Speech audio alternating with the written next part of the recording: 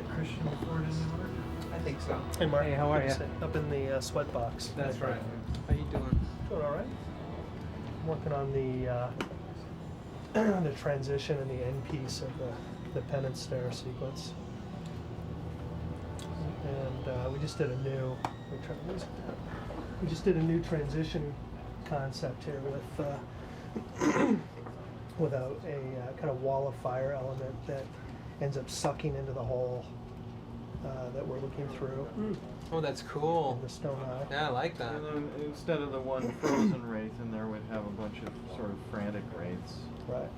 Which we're we're starting to see a bit of now. we're working on those. So we still have the camera shake that you saw last time, but I pulled it out before we, before we get to this point. So there's no camera shake anymore. Oh, that's great. I love that fire being sucked in. Cool. Yeah, gives it a real feeling of being Yeah, locked it's in. really Yeah. What did you use for that? For this texture? What is this? That is, I'm literally displacing. I'm doing a displacement gag on this painting. So it turns from a 2D painting into I'm pushing it out in 3 dimensions. Tell me about this program. Yeah, it's pretty cool. It uses Yeah. He's using luminance. You are So there's using no luminance, right? actual element you're using at all. There's no. No. Yeah. Basically just and made it what's up. great is that it's 2D and yet he's able to do 3D effects Right. to it. So it's like he's taken a painting and pushed it out in 3D based on the Yeah. luminance. And yet, it doesn't build any geometry or model or anything. Right, It's right. still just it's a rendering gag, really. Yeah, It really works. Throw a light on it, and then I'm literally, moving a camera, in the virtual world that I've created there through that painting. It's amazing, isn't it? See, I told you it was hard. See, how come he can do all that, but I Yeah. can't have a scroll tumble through the air? And you go, what do you mean? What part looks bad? Look what he did. So this whole. I have no response for that. All right, Chris, you ready? So these are tests for possible position and amount. Just work in Cool. progress, but we're starting to get the Yeah. shooting water stuff, and That's awesome. it's almost there. It's a little too much. It Yes, lasts a it's little thick. long, but a little thick. Yeah, but it's gonna be great. It is, isn't it? Yeah. God, what a big difference that makes. It'll all be on fire and reflecting the fire, and It's gonna be beautiful. yeah, it is. It's gonna be really awesome. That's great. Good. Yeah. Next, please. A little more, That's cool. Yeah. Yeah. Very neat, huh? So it keeps the respeed you guys have built in there. Kevin, can Abigor? Last time we talked, I was saying he could take him all the way into the car and then fly off. Right Uh-huh. now, it looks like he's drilling him, which is great. It's like Yeah. a tackle. Then he lets him go. Yeah. It's almost gentle. Mm-hmm. If he stayed with him, he's drilling him into the windshield. And see, when he starts to duck his head, I thought you were gonna go and then take off. Uh-huh. I think it'd feel a lot more violent. Marco's here, Kevin, if you want to talk. Okay. This is our flame and fire sweat. I think there's a couple of these. We're taking 1 or 2 of them out. A few too And many. then- Yeah. Yeah. There's a couple that fall a little slow at the end. I thought 1 would be okay. We're gonna take 1 out, and then I keep pushing to have them be a little smaller in the air. Yeah. Um, Yeah, I agree. It's competing with his head. It's so Mhm. big. And take 1 or 2 out, and then I think you'll be there. Very good. Cool. Good. Yep. So now some rate stuff. This next one has the latest rate smoke and some textures on them. Seeing how you feel about that. Lighting isn't right yet on the wraiths. They're warm on this side when they should be cool. But they've got their shaders now. It's and I really like the it's, smoke. yeah, it's getting great. Is it still a little too heavy? Is my question. The smoke? Yeah. Is it still too much of a dust storm? Mm-hmm. You know, the rays are so beautiful, Mm-hmm. and we're missing him. As he's coming towards us, we don't see him to the very end. Mm-hmm. And I'd rather look at the race texture and stuff than just be lost in a sandstorm. You know. Okay. Yeah. So how about these? Oh, I like those two guys. Huh? It's like my kids. That's Jack and what I Charlie. said. Yeah, it's like your kids I was fighting. like, anybody with brothers or kids is just gonna go, yeah. And so now we got this guy coming up at the end here, and instead of just crying into his lapel like that, he would turn to smoke and be sucked into his Okay. eyes and nose and mouth. Yeah, right? he's just looking to be held right now. Yeah. I wish I could quit you. But you're okay with the guys fighting? and Yeah, the flying guys around? fighting are great. Cool. Jeff back there. Okay, next please. So this is just a rough timing test for when he turns back. The in-between frames are really creepy. So obviously there'd still be fire at the beginning, but it's sort of like as it clears. Is this working for you guys in terms of how long it is? Or?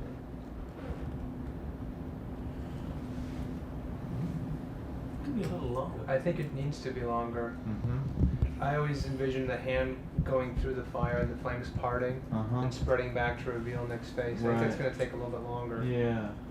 And it'd be better for the transition rather than a morph like this. It's almost like you just want a rippling, soft Yeah. wipe from the hand Yeah. outward, right? Yeah, it's like right now, I mean, I would tell you right about here it's starting to happen because your Mhm. hand's going through the fire, through Yeah, the fire. and then just very slow. That's right. Yeah, That's right. okay. Same thing with the gas tank, you know, with the fingers Mhm. coming back. We're doing that same kind of thing. Yeah, I think it should be longer. That'll help with the spikes too. They Mhm. won't feel like they're Mhm. popping off. Okay. Very good. And the last one in here. We're rolling. We're rolling. All right. I'll get his footsteps getting off this motorcycle. Alrighty. Here we go. All right. Here we go. There's some leather going with this.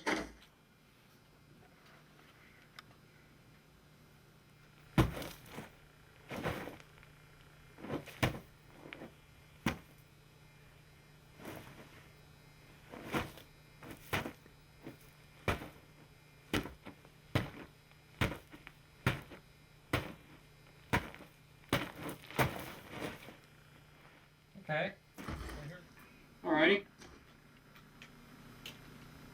What'd you think? Good. I think they'll like it. Right. So right now what we're going to do is, this is just for this one particular cue, so that was Johnny Blaze's footsteps, and now I'm just going to do his leather coat action. And all these sounds that you're hearing right now, when they shoot the production tracks, some of them are in there and some aren't, but this pumps it up for all the movies and makes it more dynamic and brings it to life.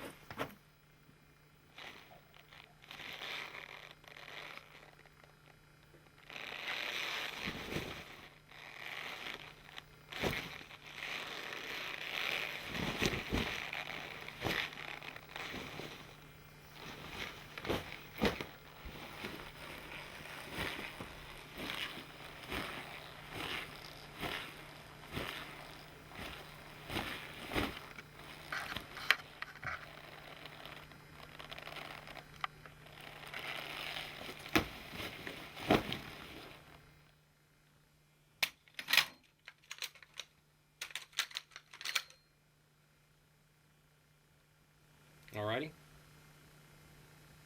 And then let's just, do you have a channel to stick it in the holster, Bri? I'll pull it out. Oh, you're sticking in the holster? Stick it in his holster.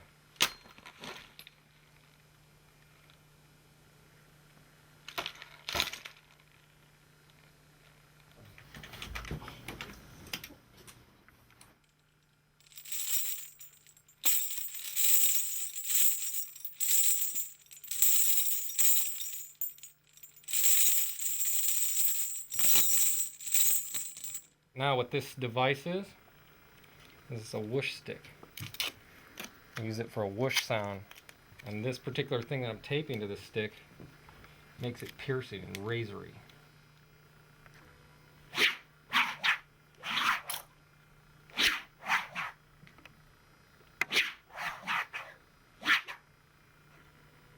All right. That was very nice, Gary. That was beautiful.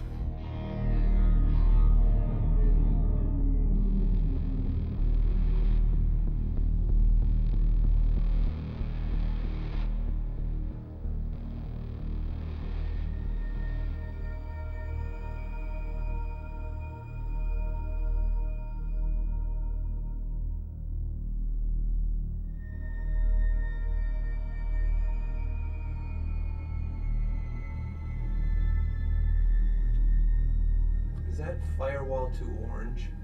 keeping with No, it. I thought it was in keeping with it. I mean, I looked at it. Isn't and I felt it was in keeping with the orange you've got established.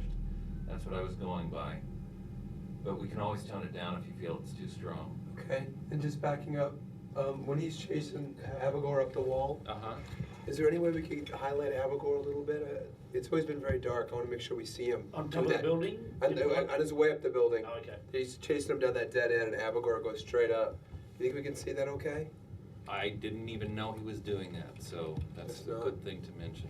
Let's go back. Good, and then whatever we can do to help the helicopter stuff, you know? Yeah, yeah, there are a few color issues as we were going. This is the first time. Yes. Russ Bob's I had haven't a seen chance the to see it. timing on Okay. this yet. How are you feeling generally? Generally very good. Yeah. I didn't even see him there.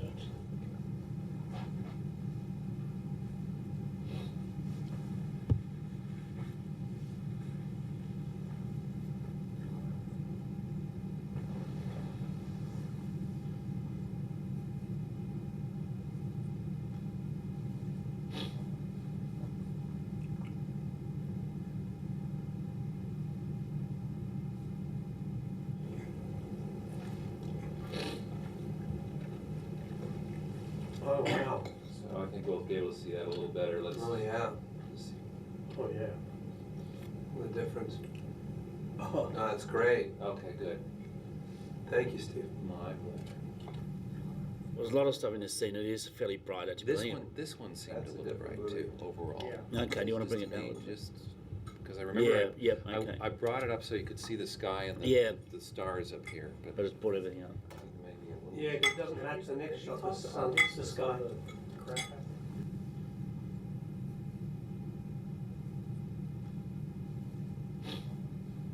She didn't have to come down, so it seems like. Well, it's, I mean, what bothers me is Yeah. her white shirt, for one thing, actually. So, I mean, maybe you can bring that down a little bit and leave her. Her shirt? Yes. Okay, And the dress she's holding up too. okay, now. Just except takes that- my eye except from her a this- little bit. Let's see here. Okay, so. we And you have- obviously don't want to lose that either. I don't know, let's see. Well, let's just try keying into that, let's see. So I hesitate taking it down too much. Start That's getting how- affected. That certainly helps. So it's not touching her. Yeah. Steve, you gonna keep going, or you wanna back up? Oh, I'm good throughout most of all of this. I just wanna. sure, just- whatever you'd like to do. Just We were- focus on the helicopter before I go here. Okay, 'Cause I gotta split in a minute. I just wanna watch that sequence again. all right.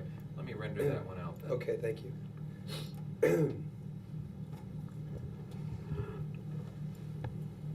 Does it look CG? It does. I mean, it's not terrible, but it does. And I just don't know if we wanna knock it down or diffuse it more. I don't diffusing's not gonna help it. It's just gonna make it look soft and really out of place with this. What do you think that, Steve? How does it look to your eye? I think it's, I mean, you know, I'm so used to what CG looks like. I of course recognize it as that, but it's not bad. I mean, I don't think it's terrible. I think the color is pretty darn believable. Hmm. In fact, really, any reservation I have has nothing to do with the helicopter itself. It's the lighting flare is just a bit soft and nondescript. I don't think I think that's where my eye goes. And I don't think that's terrible either. It's No, I just, don't either. You'll take a look at that rear fender for me. and what would you like me to do with it? Did you see the color of it? How it looks oddly pearl? Yeah, it looks like it's white, Yeah. and it's supposed to be metallic, right? Yeah, it should be the same color as his tank. See how blue his tank is? Okay, so taking out the magenta kind of Please. coloration. Okay, good, no problem. I have to go to Seattle. Yeah, well, it's been a while since you've been there. I know, and it's such a great town. Gents, till next time. Hi, Mark. We'll see you soon. Sure, I'll see you Monday. Yeah, see you Monday. Russ, Have a good Steve, trip. Thank you. Russ Bob? Yeah, actually, I won't see you for a You're while. not gonna see me, I know. No, not Thank for a you so while. much for doing this. Pleasure. So glad pleasure. you could make it. Oh, me too. Steve, thank you, sir. Thank you. Thank you.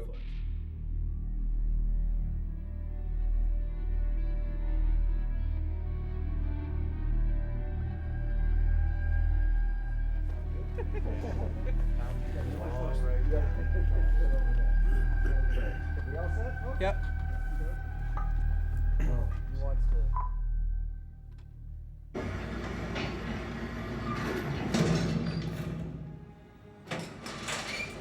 Johnny?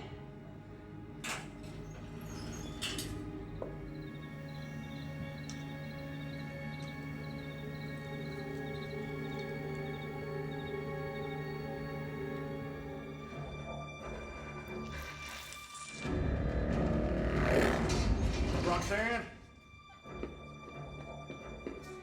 You don't work for my father anymore. You work for me. Get the contract from the caretaker. Bring it to me in San Venganza. And maybe I'll spare your girl's life.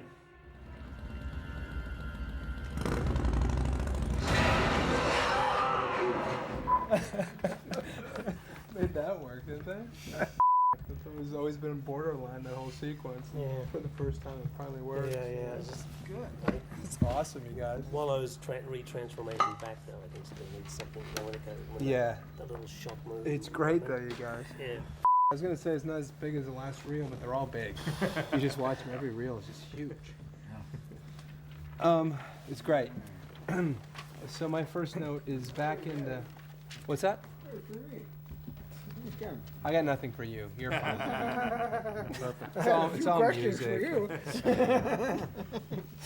Okay. Inside of Johnny's loft, when Roxanne shows up and she's looking for him, there's in the distance we need to hear police sirens throughout. They're looking for Johnny all night. Yeah, there's So one there which sounds great. They need to be continuous.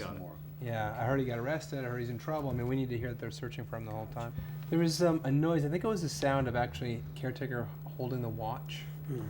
But it was when too, we're over his no, shoulder? I don't know what it was. Yeah, I'd rather just be music and crickets there. I also had the thing I had there is that I don't know if the crickets are loud enough to hear them stop. They're not. They're They not. need to be louder. Yeah. Cheated up. Yeah. Seems like they can end just a beat sooner too, so that they stop. Yeah, we're gonna be aware that there's something happened. Yeah, we can Right. establish that with much louder crickets Yeah. and then, Yeah. then hear them go away, because it's way too subtle now. Yeah, I agree. Space between chuckle and not even close. Oh, that I like that we put in there for Wes for the chuckle and the not even close, but They're on top of each other. They're on top of each Yeah. other. And because Mac is right in front of them, we can have the line come later. It's okay. Let's keep the chuckle where it is and have the not even close be later, please. Let's Ride. Can we use our production Let's Ride? I have more of a smile to it than this ADR line. This felt like an ADR line to me. Did you notice that? Yes. No, I didn't. Is it the ADR? It is, yes. I have this problem always when Nick runs into that loft. It's not it doesn't feel urgent, and his footsteps are so light. It always sounds like tip, tip, tip, tip, tip. So can I just get some big clomping motorcycle boots on the wood floor? Okay. Yeah. All right. Cool. If you want to give us a call at 10:30 and check in, that's great too, or we can do Okay. that with you. All righty? All right. Thanks so Thanks, much. guys. All right. Awesome. Thank you, guys. Good night.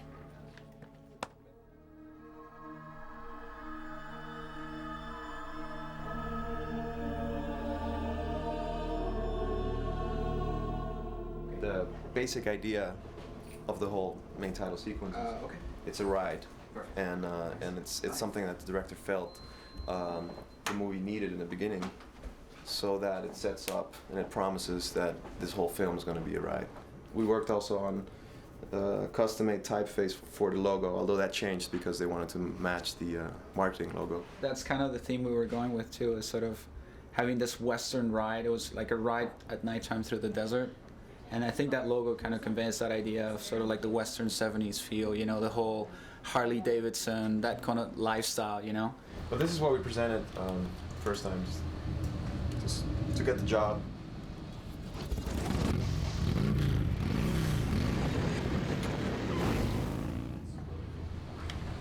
That changed.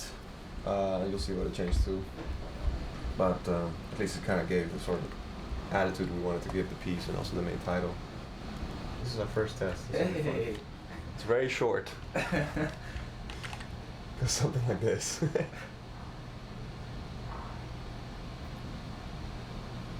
We're just looking through the camera right here. This is through the camera, and this is the actual perspective of what it looks like. This just looks like a giant cylinder, and then you can zoom in. And then this is the path at which the camera's going. There you go.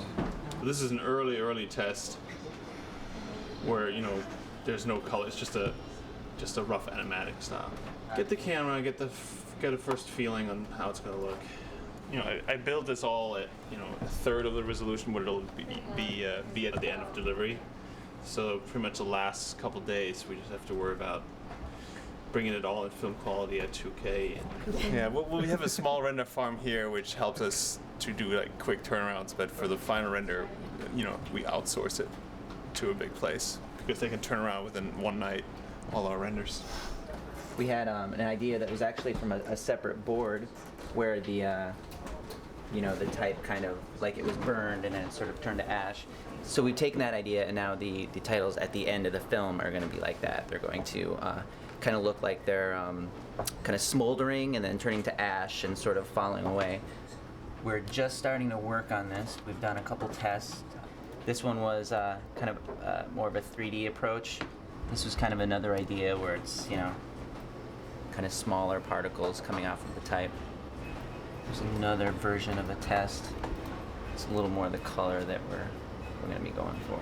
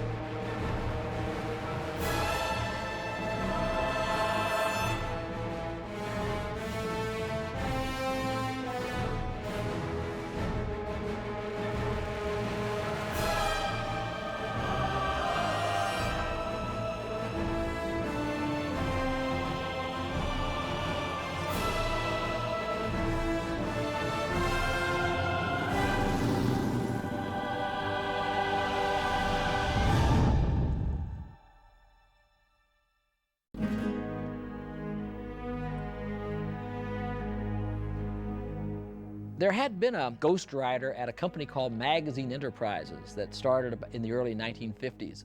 Of course, where the name came from was the song.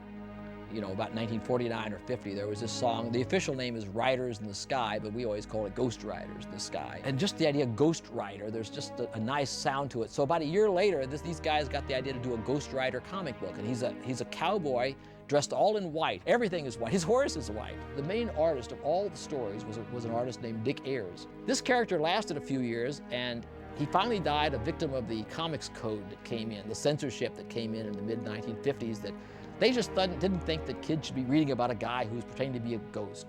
So they had to discontinue that comic book, and it died. Stan Lee had loved the Ghost Rider comics. So in 1968, by this time Ghost Rider, the Western, had been dead for over a dozen years.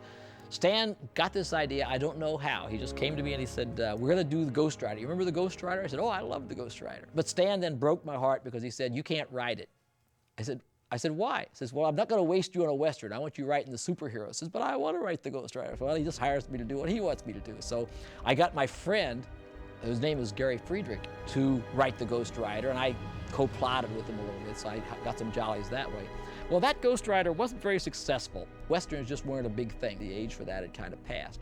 And then in the early 70s, things had changed in censorship. The same comics code that had meant the death of the original Ghost Rider had changed so that now we could suddenly do things we hadn't been able to do in comics for years.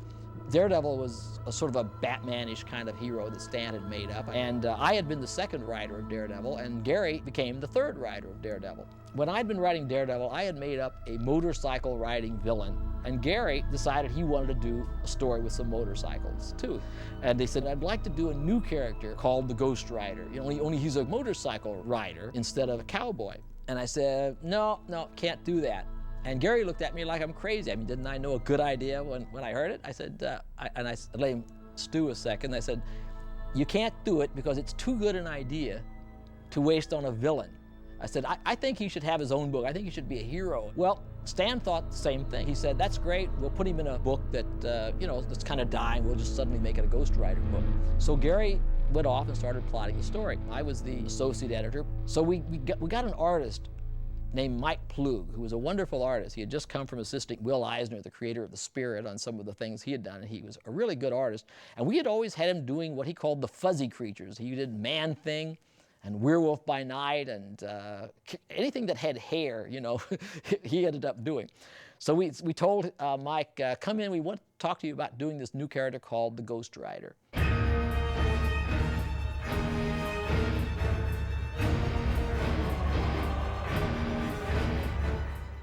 They contacted me. I had just finished doing the Werewolf by Night story. The story was presented to me over the telephone. It was like, listen, Plug, I understand you're out of work. Do you want to do the Ghost Rider? And obviously you say yes, and it doesn't matter what the hell the Ghost Rider is. I was a big fan of the Ghost Rider as a Western. I was a fan of Frank Bezzetta's. And it came as a great surprise when I found that he wasn't going to be riding a horse. He was going to be on a motorcycle. And when I did my very first drawings, I took the paneled shirt from the Ghost Rider Western and put it onto the character. And the costume itself, it was designed so that I could keep him as dark as possible and still have some kind of pattern where you could see his physique. I am a huge fan of Elvis Presley since the first day I heard Heartbreak Hotel over the radio in 1956. And in 1968, he had done this thing, the so-called comeback special, in which he did one segment in a black leather suit. And I said, I want him to be wearing something like that, with leather. It works for a motorcycle guy. And to have a skull for a head. And since it's supernatural, it'll really be we see his skull. Then I suddenly look, and he's drawing these flames around the Ghost Rider's head. And I said, what's that? I didn't ask for that. He says, well, I just thought he'd look better if his head was on fire. I said, well, you got a point. He does look pretty good with his head on fire. It sort of frames the skull. Stan decided, after he took a look at the picture, he says, I want the guy's secret identity, his real identity, which is this guy kind of caught in between heaven and hell, staying on Earth to do good or whatever, that I want him to be named Johnny Blaze. And Gary and I just kind of look at each other because, Johnny Storm is the name of the Human Torch in the Fantastic Four. And we thought, well, you have a Johnny Blaze and a Johnny Storm. I mean, what are they going to do? Get together and have bonfires, But if Stan wanted him called Johnny Blaze, he's called Johnny Blaze. And so that's the way he was. And Gary came in the next day, picks up the sketch, looks, yep, just what I had in mind, and throws it down. And so we were off and running, and Gary and Mike took it from there, and I never worried about it. Ghost Rider was an immediate hit.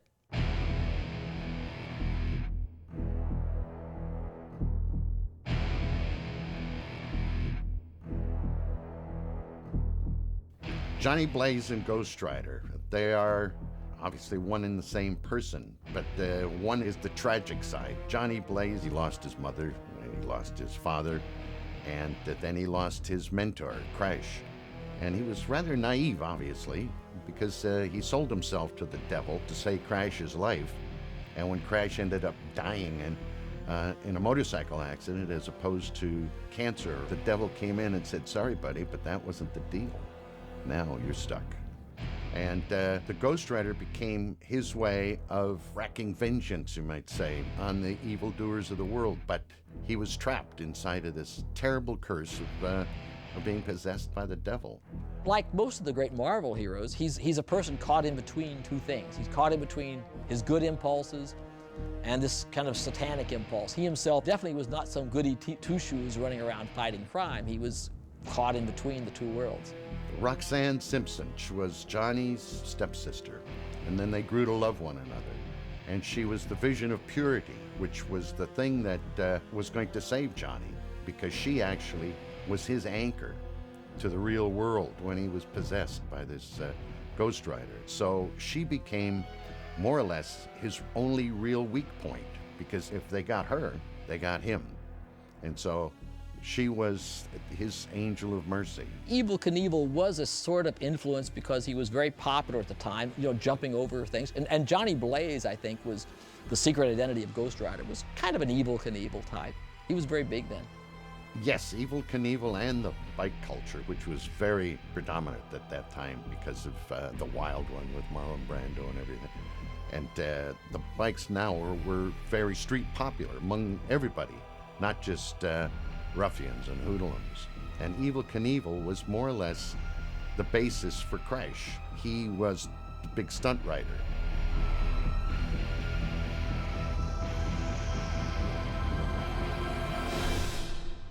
Gary Fredericks was a big fan of bikes and Evel Knievel. And I actually researched, when I first started, I researched Evel Knievel. But he looked a bit too much like a rhinestone cowboy to be a comic book hero. So we ended up going with somebody darker. Plug was a good storyteller, and the art just drew you in. There's just this intangible thing. You can look at two artists, and one person maybe even copying another one, like some of the people did who came later, and there were some very good, talented artists, but they don't stand out the same way that Mike Plug did. And there's just some indefinable something about certain artists. Jack Kirby, who was the main Marvel artist, Steve Ditko, who co-created Spider-Man, you know, or a few other artists like that. And Mike Plug was in that category. He still is. Even unbeknownst to me, it became popular. And it was something that was different. It was something that caught the reader's imagination. They were vulnerable people. They were people that had secret lives, and they were possessed by something not of this world. I think it was the vulnerability, and suddenly having heroes that were vulnerable, very vulnerable, but yet had this demonic side to them, who had a great appeal to people. And thank God they became popular, because it kept me in work.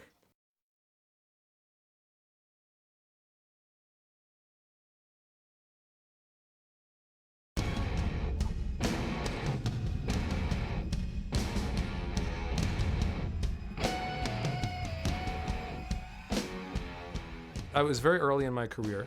I was just starting out at Marvel, and Tom DeFalco called me up one day and said, "Hey, you want to do a fill-in Ghost Rider?" Because I started doing a couple of fill-ins. And it's a point in my career where I would not turn down anything. You know, it wasn't like, I've been waiting my whole life to do Ghost Rider. It was like, this is work. I will say yes, you know? So I said yes, and I did a couple of fill-ins, and Tom liked them, and somehow I ended up writing the book after that.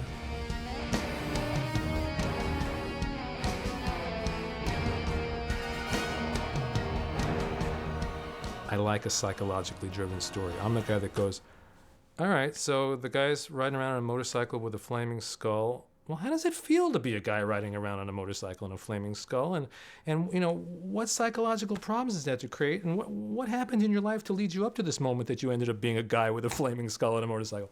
It's the interior life of the characters that interests me far more than the superheroics and the slam and the bang. I like things that are moody, that deal with the supernatural and the metaphysical. It's poetic, and it allows you to creep between the shadows and get into areas that you can't get into in a superhero story.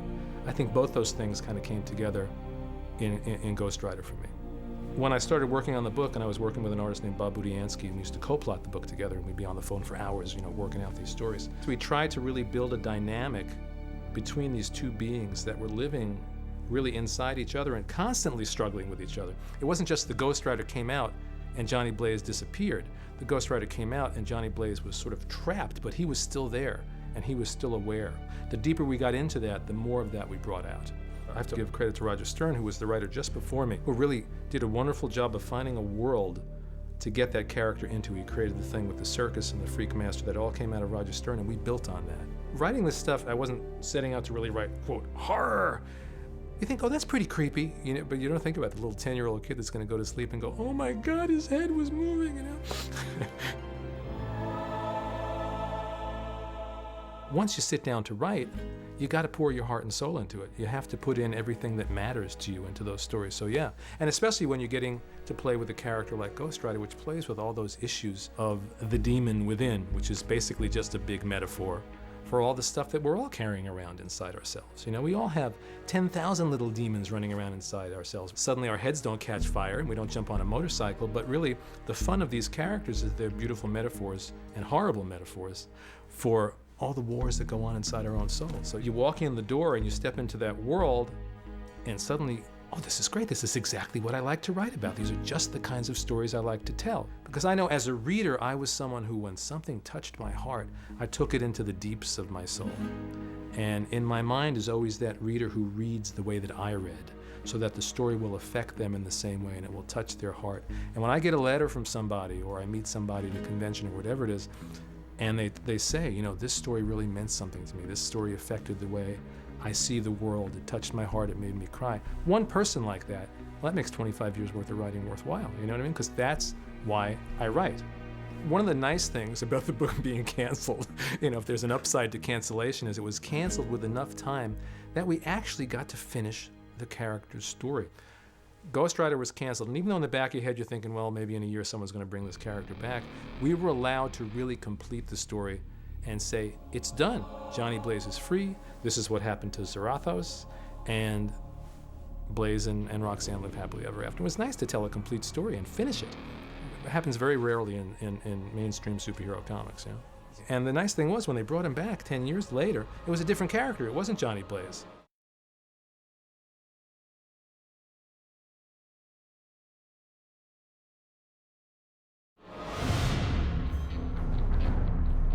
I was an older fan when I first saw the comic book. This was in the 70s. The image grabbed me right away. I mean, and that's what it was all about. And, you know, you got a flaming skull demon on a motorcycle. As a teenage boy, there was not much that was cooler than that.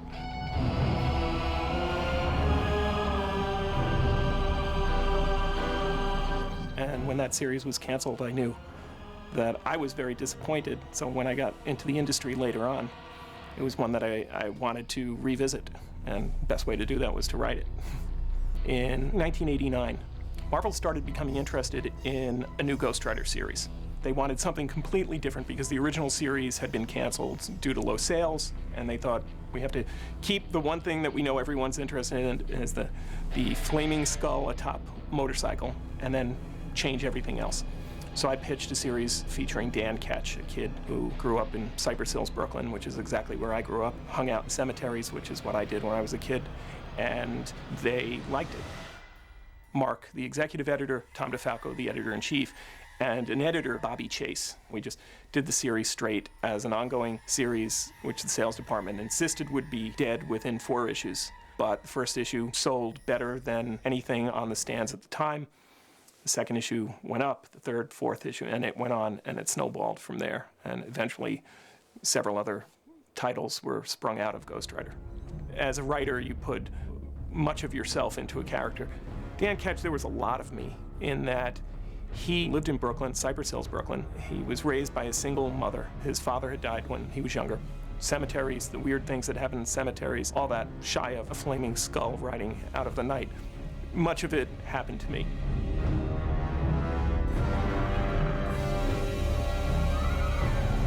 Looking for a name that had some meaning, I discovered that traditional hangman, executioner in early England, was referred to as Jack Ketch. And I thought, well, that's kind of cool. This guy, you know, he's an executioner, and Ghost Rider's meting out vengeance. So I thought, that's a great name. And then I tried writing Jack Ketch, and it doesn't work. It sounds Jack Ketch.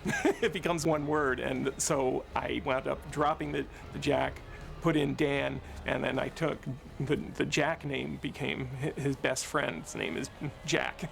So I kept it, but that's where it came from.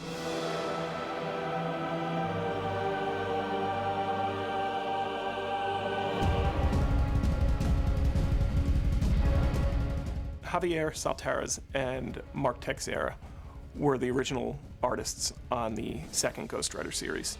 It was a great experience for me. I was a fledgling writer coming in and working with, in my opinion, two of the best artists in the business. There was a Scarecrow issue, which Javier was getting slower on, and I was just inking him. And they had gone late, and they were talking to me about giving the job to another penciler. And I said, well, give me a week, and I'll turn all the layouts in around a week, and then I'll be able to ink it in 3 weeks, which was my regular time. And so I did the Scarecrow issue in between Javier's penciling other issues. Issue 7 was probably one of my favorite issues. It featured Scarecrow, who was one of the most frightening Ghost Rider villains amongst many frightening villains. And the way Mark Texeira drew him, I think, added both to the character's scariness and just the mood of the story. And it really set a tone for the book for me for quite some time. It allowed me to start exploring some of these darker villains and to get a little edgier. And all I could really remember was that opening shot where the cops come in and there's birds on the ledges and somehow they get taken out off camera and then he walks out of the cell. And I even kept the room dark as though somehow he had gotten to the lights and, so the lights were all turned off as well in the room.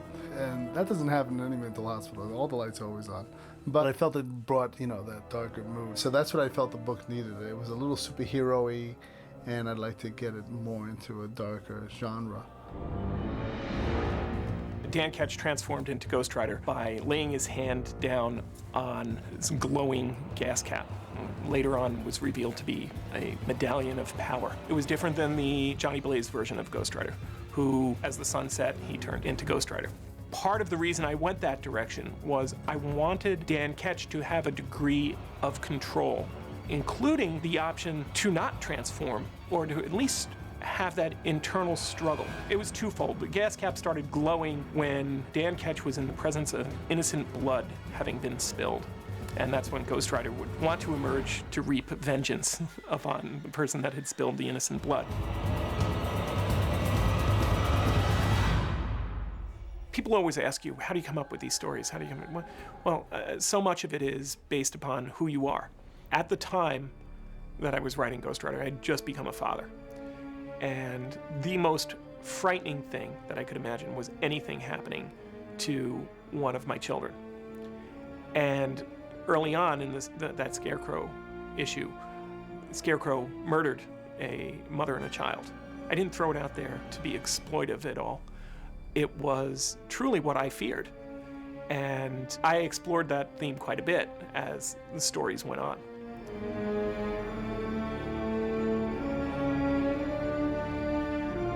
I was a big fan of the Plug Ghost Riders, and I'd been visiting Marvel back up on Madison and 57th Street before they moved down to the 23rd Street. And that's when I actually shown, I wish I kept this page, Hulk versus Ghost Rider samples as a kid. I was 15, 16, and I had to summer off thinking, well, I can fill in for the summer instead of going out and banting around like most other kids. I would actually, work for Marvel before going back to high school. And they laughed. Dan Atkins took me through a tour of old Marvel, and I think Stan Lee still had been working there, although I didn't see Stan, but I saw his office. And some of the old guys were still there, and it was just wonderful, walking through those earlier halls. And I brought in pages that were actually 8 by 11 instead of 11 by 17. So they showed me the actual sizes, and the pencils were too dark. I darkened them like inks, and they said no, they're much lighter for reproduction, and so I got that initial first lesson.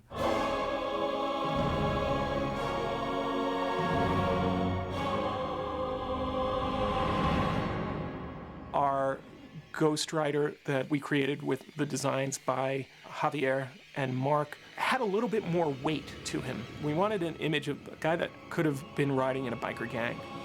And so Ghost Rider wore heavy leathers with spikes and had a chain wrapped around his chest, and the bike was a Harley with flaming wheels and such. I wanted there to be no question that this was a hard-hitting, direct guy. When innocent blood was spilled, he was going to have vengeance. So perhaps he was more of a badass. Some of that also has to do with the difference in the culture of comic books at the time. The 1970s, we were still very close to the 50s and the seduction of the innocent, and when comics had to have the comic book code put on them, and you had to be really, really careful of what you did in a comic book, otherwise you would get banned. And by the 80s, we still had the comics code, but things were a little bit looser, so we were able to experiment with more and go a little bit further. Javier had taken advice from the editor saying we need to find a newer audience for this book because there was a big ninja influence, especially with Frank Miller at the time. The chains eventually became shooting stars at the end of the whip, so they went off and became from clinks of chains to actual 5-star shooting. And so there were all these different approaches to the chain that were going on at the time. And the penance stare was when Ghost Rider got a hold of you, and you had, and this happened only to very, very bad people. Ghost Rider would grab you and stare into your eyes, and the penance stare had you experience every bad thing that you had ever done to somebody. So if you had hurt innocent people, if you were a mugger or a rapist, or you felt it and experienced it over and over and over again in your mind. And I thought, this is the closest to a living hell that anybody could experience. And that's where that came from.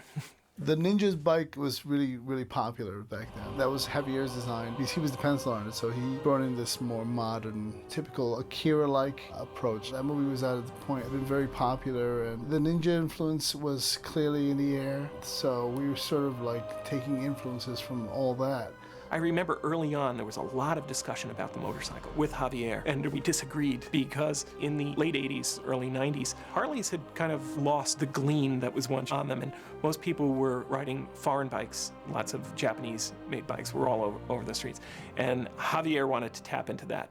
He wanted Ghost Rider astride a very tight race bike that and just zip around the street.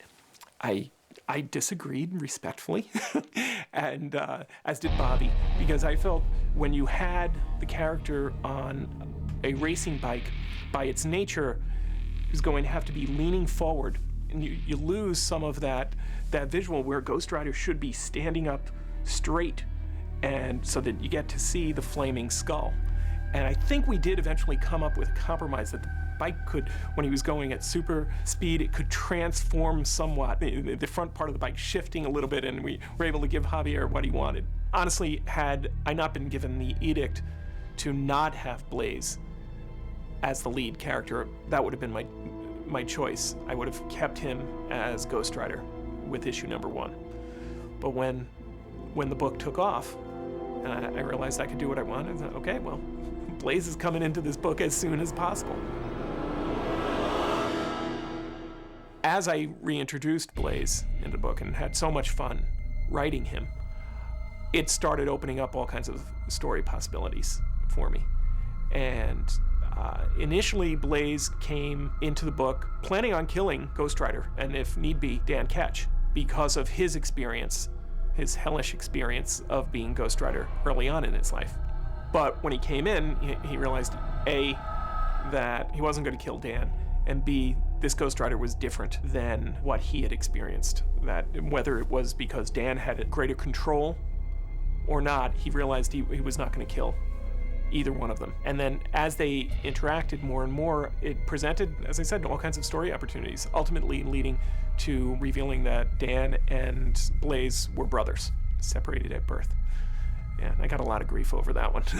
It was probably my soap opera phase, and I don't think I ever had him, fall off a cliff and get amnesia and come back as his own evil twin. But yes, that was as close to it as could be. And I know there's not a lot of love lost for that revelation.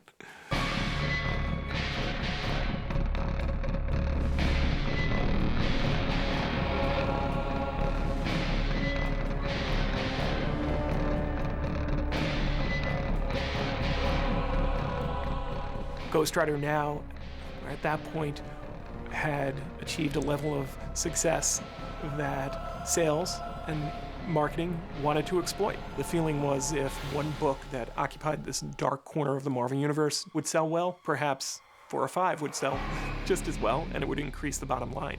That's when the Midnight Suns came into being. And they included Morbius, the living vampire, the Night Stalkers, who were a collection of supernatural characters who had formed a detective agency, the Darkhold, which was the most horror-directed book of them all, and each issue was more of a Tales from the Crypt type story.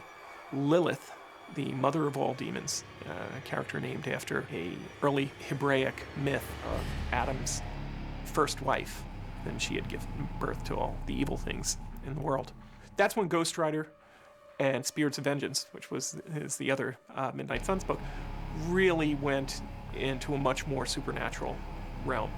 And we explored the darkest corners of the Marvel Universe, featuring demons and vampires and all kinds of things that go bump in the night. I think I got asked to do Ghost Rider. Bobby Chase asked me. And they were looking, I think I did maybe one project with you at Marvel, and then they were looking for something else for me to do, and they were starting up a new Ghost Rider book. Yeah, that was the whole Rise of the Midnight Suns thing. That's when your issue started, and that's when my issue started, all polybagged and posterized and, you know, the whole 9 yards. It's the 90s, you know? Was that before or after the Sergeant Rock? I know you did one with the Sergeant Rock. That I inked over you. Oh, yeah. Yeah, and Adam colored it. I colored it. It was a Kubert triple threat. That's what they called it.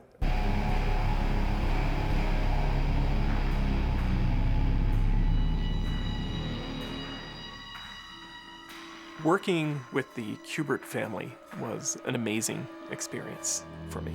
Joe Kubert is a legend in the comic book industry. He's got an art style that is just wonderful to look at. And then he's got these 2 sons who happen to be amazing artists as well, if not a couple of goofballs. Well, I remember when Bobby Chase first asked me to draw the 4 issues, and we were talking about inkers, and I just immediately thought of my dad, because I just thought it would work out perfect. And he inked the 4 issues, which was great. What I do is I exercise some discretion and kind of try to analyze what they've done and kind of take it along the same lines that they've taken it. Now, I may make changes. You know, a brush is a very flexible instrument. A pen also can be very flexible or stiff. Each one will create a different kind of line, as does a pencil line. So an inker, depending on who's inking it, can't follow precisely or exactly what the pencil lines are because they translate differently. So even to that extent, the drawing will change when you're putting ink on, you know, when anybody else puts ink on pencil. I can't draw the way you draw. That's a plus. We wish we could draw the way you draw. But I said there may be some changes. I will not feel insulted if you say, no, Dad, I don't want you to ink my stuff. I'd not feel insulted at all. But both of them agreed to give me some. Just let them go. That's what you do. Just do what you do.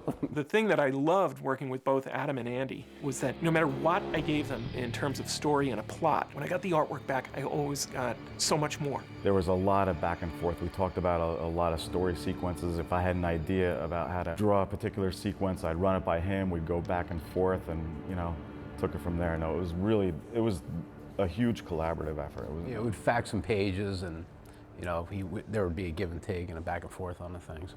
They were such consummate professionals that they always gave me more, and it would always lead to either an idea that I could incorporate into the dialogue of that particular story, or an idea that would come up in future stories. So yeah, that was a wonderful experience working with the Kubert brothers, and then their dad. I remember this one time because I'm a little slow. Sometimes I fall behind. And Howard says, he says to me. That's the understatement of this year. Easy. He says, what kind of story can I write that won't take you as long, you know, that'll be, you know, that you can go a little quicker through? I said, I don't know, why don't you write the characters in a snowstorm? How much white, white will take no time. So he did. He wrote like a large sequence in a snowstorm. But I found things about that snowstorm that was interesting and took me time to, I could do this and I can do that. And but Howard and I, we had a good relationship, good working relationship.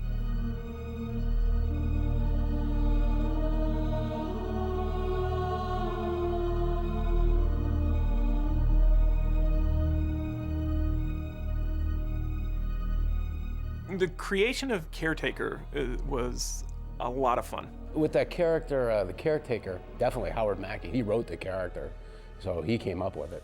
You know, I was just the one to draw it. Andy did the first drawing of Caretaker. Frequently, when you're writing a comic book, you cast an actor in the role to give an idea. And I know I cast Sam Elliott as a character, because Sam Elliott has always been a favorite of ours. I say ours because my wife had a crush on him years ago. But just as an actor, he was one of our favorites. And it was a lot of fun when I got to see later on that Sam Elliott was playing Caretaker in the Ghost Rider movie. But Caretaker, in terms of the book, I needed a character for Dan Ketch to be able to learn things from. You know, if Dan was always working on the edge of the shadows, or Ghost Rider was always working on the edge of the shadows in the Marvel universe, we were taking him deep into those shadows where nobody could see at all. And Caretaker was the guide into those shadows.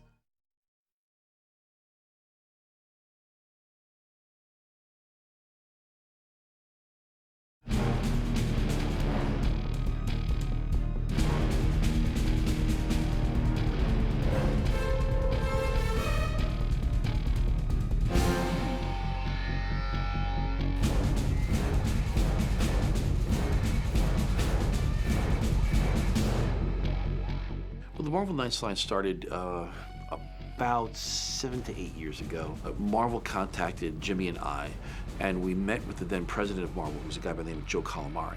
He said, you know, if you guys were running Marvel, what would you do? And we were saying, you know, we were really interested in doing sort of the darker characters, the characters that weren't necessarily the iconic headliners, characters like Ghost Rider or Punisher. So we felt that that was really where our strong suit was taking characters like that and sort of reinvigorating. So they gave us this little shop called Marvel Knights, and we started our own little imprint within Marvel and started dealing with sort of the darker, less exposed characters of the Marvel Universe.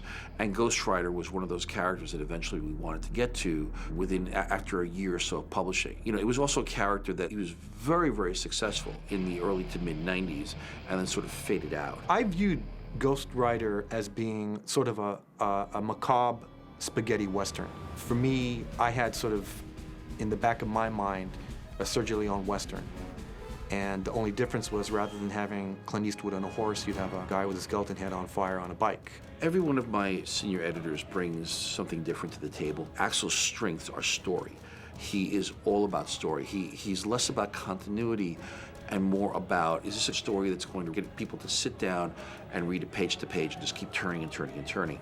That's his strength. There have been some real hallmark issues that have come out of Marvel, and many of them carry Axel's name precisely because of that skill that he has. Today, he is the best story editor in comics, possibly in the history of comics, but there has been an Archie Goodwin, so, you know, you never know. The writer, Garth Ennis, and I go way back. And I think if I recall, early on I told Garth, imagine this is a mature reader's book and go for it. I thought it was better to have him throw haymaker punches than pull them. And then what I'll try and do is just try and figure out what I can get away with getting published without getting fired. Given the fact that this is a character whose origin is rooted in a Faustian pact, it played to Garth's strengths. Garth is obsessed with issues of sacrilege and theology, and this fit the bill in that regard. He's the guy who brought the angels. He's the guy who brought the devil into the equation, the demons, the oil baron, all the rest is pure him. It didn't come as a curveball that Garth would make the demon the let's put it, the lesser of two evils in comparison with the archangel. For Garth, a lot of it is sort of exploring the razor-thin line between heaven and hell and sort of suggesting that there's a continuum. I mean, one of the underpinnings of this series is that there's a bargain made between heaven and hell, and sometimes the difference between the two isn't that clear.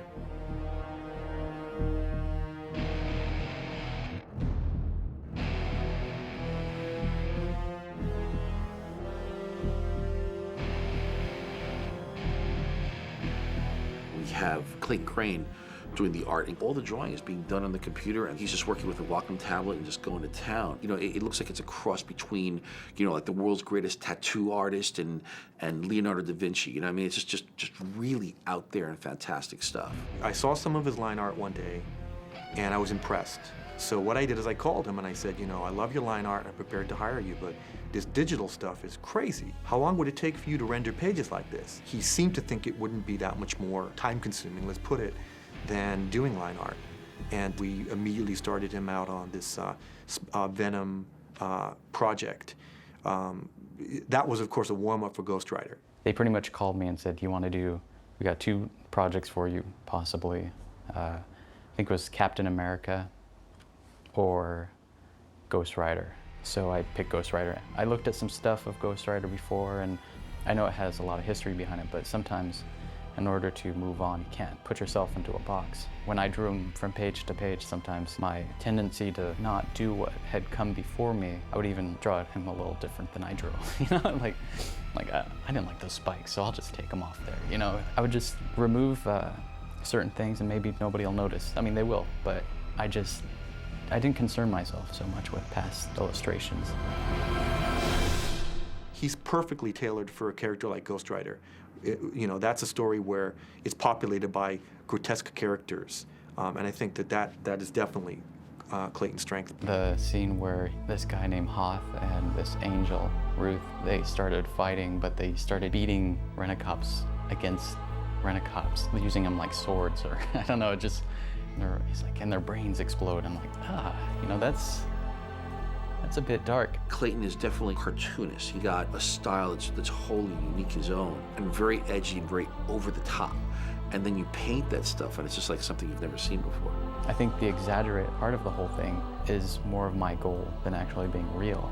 If it's only dark and real, and there's nothing exaggerated, then really I might as well just go out and take photographs of all this and try to set it up. I'm trying to like ride some fun, happy median on the whole thing. He's giving you depth of field through the computer and stuff, which is really unique. So it has the depth of a photograph while still looking, you know, illustrated by a person, as opposed to being completely photorealistic. You're drawing about 4 skulls per page, and I wanted to see what it looked like from behind and have a pretty realistic idea of Ghost Rider. So having that skull was really nice. Drawing him without that reference would have been extremely hard, you know, and it taught me a lot. Also, if you want to learn how to draw, a good thing to learn is drawing bones, because you might think, well, I know where the muscles are, but if you just start from the inside out, you'll end up having a more realistic end result, and you'll actually understand what you're doing. Frequently with an artist, the temptation is to try and compare them to someone else. And it's interesting because the closest reference points I can come up with would be Bernie Wrightson or Richard Corbin, both who excel with grotesque figures, and both of whom really never skimp again on detail. So he, for me, is sort of a modern-day Wrightson or Corbin. One of my things with Ghost Rider was I created the mace that he has, this like ball on a stick. I just thought that's more Ghost Rider, you know? He's like a leather black, kind of a true motorcycle lover. It'd be more grit than shine. When his bike became so engulfed with his fury, it would no longer be just flames. I saw some pictures of like a match in outer space, and that it turns into this ball, and it's like blue ball. It doesn't have a flame to it, you know? You can see the red in there, kind of zero gravity flame. And so I'd do that with his wheels. I turn them all blue. With Ghost Rider, we have planned a prequel and a sequel to the series that are coming out right now that Garth is writing, and Clayton has already begun the first of those. We have plans for the Spirit of Vengeance, which is the wraith that inhabits Johnny Blaze. This particular Ghost Rider series is a series within a series, as Garth will take us back in time. The first one he and Clayton are going to touch on is a Western Ghost Rider. So it's a guy on a horseback with that flaming skull, and so it's the Spirit of Vengeance in the Wild West, and that'll be the next chapter for Garth and Clayton. This character operates against a backdrop that's unique. He doesn't operate in the same universe as Spider-Man or Hulk or Thor or any of these other characters. You can use him in whatever context you see fit. The idea is that Johnny Blaze wasn't the first guy to get this. You know, I mean, there's been a Ghost Rider, so to speak, throughout time. You know, there might have been a Roman gladiator Ghost Rider, for all we know. There was certainly a Western Ghost Rider that we know about. There may have been you know, a World War II fighter pilot, you know, Ghost Rider. So we want to investigate all the different possible incarnations of Ghost Rider, because there's just something cool about putting that flaming skull on sort of like, you know, historical, you know, in historical periods, and just sort of letting those stories play out. That's why I'm saying it's a great concept that we could do a lot with, that doesn't have to necessarily be locked into Johnny Blaze all the time. We've got two teams. The limited series that will continue the Ghost Rider you've just read and elaborate on the spirit of vengeance and the history of this wraith. That story will be told by Garth and Clayton, and we'll have 3 to 4 installments that will be told, probably one every year for the next 4 years, and that will deal with the mythology of the character. For people who are interested in Johnny Blaze, that particular Ghost Rider, we have a new creative team. Daniel Way will be writing it. He's a writer that a lot of us around here really respect. And Mark Texera and Javier Solteras will be doing the art shores. And for people who are Ghost Rider purists, they'll remember that those guys had a celebrated run back some time ago.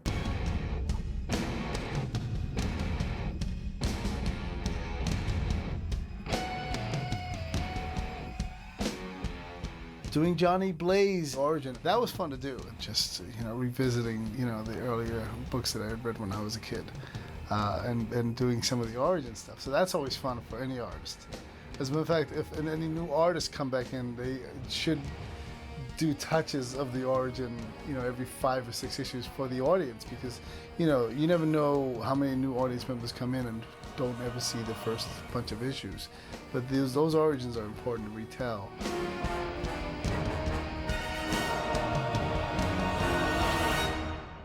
One thing I've heard that I find intriguing is people have told me in-house that the 2 characters who poll highest with kids, little kids, are Spider-Man and Ghost Rider. Little boys dig skulls. We love playing with fire. You light a skull on fire. What's not to like? I love the book because he's almost a realistic approach to having seen all the dark sides of man's darkest thoughts, but he's in control of them all, and he's trying to govern them all and trying to still create sort of like a level law. He's sort of like Clint Eastwood with a skull. Ghost Rider is so used to dealing with his own justice that even Marvel's a little uncomfortable, and they created this character, but they're almost uncomfortable pushing this lawlessness. There's always that independence that America loves channeling and, you know, and reveling in, you know. You know, if you want to inspire fear in somebody, A, ride a Harley, B, dress from head to toe in leather, C, have a skull for a head, and 4, light it on fire. If that doesn't do the trick, nothing will.